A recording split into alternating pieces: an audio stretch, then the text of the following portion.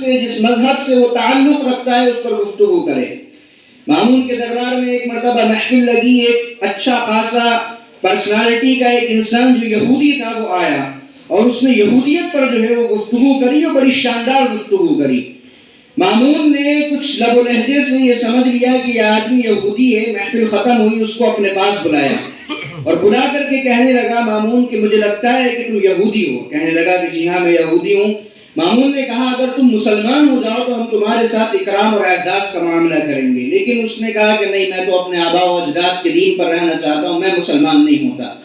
بات ختم ہو گئی، یہ آدمی چلا گیا، محفل برخاست ہو گئی، ذہن سے بھی سب کی یہ بات گزر گئی۔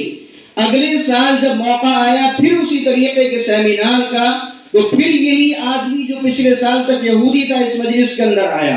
اور اسلام کے موضوع پر بہترین تحقیقات اس آدمی نے جو ہے وہ پیش کری۔ بادشاہ سمجھ گیا کہ یہ وہی آدمی ہے جو پچھلے سال آیا تھا اور یہودی تھا اور آج آیا ہے مسلمان ہے، اور بہترین انداز میں اس نے اسلام پر جو ہے تقریر کری ہے۔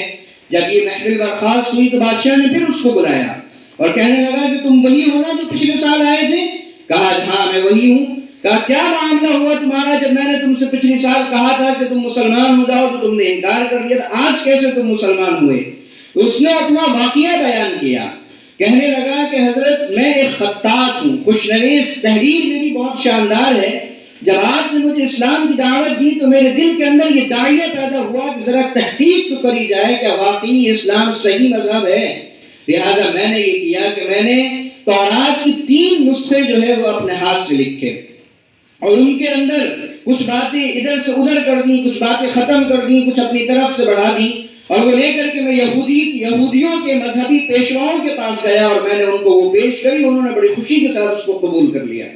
پھر میں نے انجیل کے ساتھ یہی کام کیا، اس کے اندر بھی کچھ باتیں اپنی طرف سے گھٹائیں اور بڑھائیں، اور پھر لے کر کے میں وہ عیسائیوں کے مذہبی پیشواؤں کے پاس گیا، انہوں نے بھی بڑی اچھی قیمت کے ساتھ اس کو جو ہے وہ قبول کر لیا اور کوئی تحقیق نہیں کری۔ پھر یہی کام میں نے قرآن مجید کے ساتھ کیا، 3 نسخے میں نے قرآن کے تیار کیے اور اس میں کچھ اپنی طرف سے ادھر سے ادھر آیات جو ہے وہ کر دی، اور وہ لے کر کے میں جس مسجد کی امام کے پاس گیا، جس مدرسے کے عالم کے پاس گیا، اس نے پہلے دیکھا کہ یہ قرآن جو آیا ہے یہ صحیح بھی ہے یا اس کے اندر کہیں کچھ غلطی تو نہیں ہے، اور جہاں اس نے اس غلطی کو پکڑا فوراً مجھے اس قرآن کو واپس کر دیا کہ نہیں یہ ہمارا بنایا، یہ اللہ رب العزت کا نازل کیا ہوا قرآن تو نہیں ہے۔ تب مجھے احساس ہوا اس بات کا کہ واقعی دنیا کے اندر اگر آج تک کوئی مذہب محفوظ ہے، کوئی دین محفوظ ہے اور اس کی دینی تعلیمات محفوظ ہیں تو وہ صرف مسلمانوں کی ہیں، مسلمانوں کے علاوہ کوئی دوسرا مذہب جو ہے وہ محفوظ نہیں ہے۔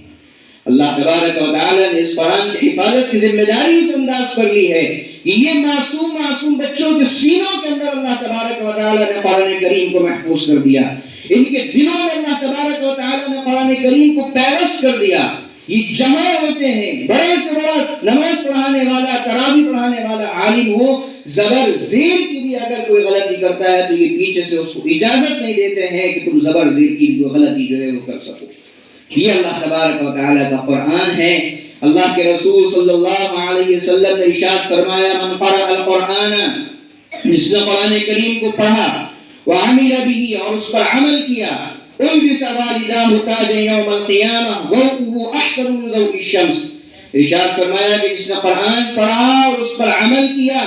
قیامت کے دن اللہ تبارک و تعالی اس کے والدین کو ایسا تاج پہنائیں گے جس کی روشنی اس سورج کی روشنی سے بھی جو ہے وہ زیادہ بہتر اور اچھی ہوگی۔ اور گمان کرو اگر وہ سورج تمہارے گھروں کے اندر نازل ہو جائے، یہ جو آسمان کا سورج ہے یہ کتنی مسافت سے ساری دنیا کو روشن کر دیا کرتا ہے، یہ خیال کرو اگر وہ سورج تمہارے اپنے گھروں کے اندر آ گیا تو تمہارے گھروں کو کتنا روشن کر دے گا۔ اور وہ حافظ قرآن جس نے قرآن کو پڑھا اور اس پر عمل کیا، اس کے مقام، اس کے مرتبے کو تو تم سوچ بھی نہیں سکتے کہ اللہ تبارک و تعالی قیامت کے دن اس کو کیا مقام عطا فرمائے گا۔ لیکن یہاں 2 باتیں بڑی اہم ہیں، اور جو اس بچے کے سرپرست ہیں اگر وہ یہاں موجود ہوں تو وہ اس بات کو نوٹ کر لیں کہ اللہ کے رسول صلی اللہ علیہ وسلم نے ارشاد فرمایا جس نے قرآن کو پڑھا اور اس پر عمل کیا، ایک ہے پڑھنا جو حفظ کیا ہے اس کو یاد رکھنا، اور ایک ہے اس پر عمل کرنا۔ اور جب تک عمل نہیں ہو سکے گا جب تک کہ وہ اس قرآن کو سمجھتا نہیں ہوگا۔ یہ والدین کی ذمہ داری ہے، سرپرست حضرات کی ذمہ داری ہے کہ اگر اپنے بچے کو حافظ قرآن بنایا ہے، آپ دنیا کی تعلیم بالکل دیجیے، وقت کی انتہائی ضرورت ہے، لیکن اس بچے کو قرآن کے معنی، اس کی تفسیر، اس کے جو اسرار و رموز ہیں ان سے ناواقف مت رہنے دیجیے۔ اتنی بنیادی باتیں قرآن کریم کی اس بچے کو معلوم ہونا چاہیے۔ فَأَحَلَّ حَلَالَهُ وَحَرَّمَ حَرَامَهُ، کہ اس کے حلال کو حلال سمجھے اور اس کے حرام کو حرام سمجھے۔ جس کو قرآن نے حلال کیا ہے وہ اس کو حلال جانتا ہو، جس چیز کو قرآن نے حرام کیا ہے اس کو حرام جانتا ہو۔ یہ بھی والدین کی ذمہ داری ہے، اور اسی ذمہ داری کے ساتھ والدین کے لیے اللہ کے رسول صلی اللہ علیہ وسلم کی یہ خوشخبری اور یہ پیشن گوئی ہے کہ قیامت کے دن اس کے والدین کو ایسا تاج پہنایا جائے گا۔ اور اگر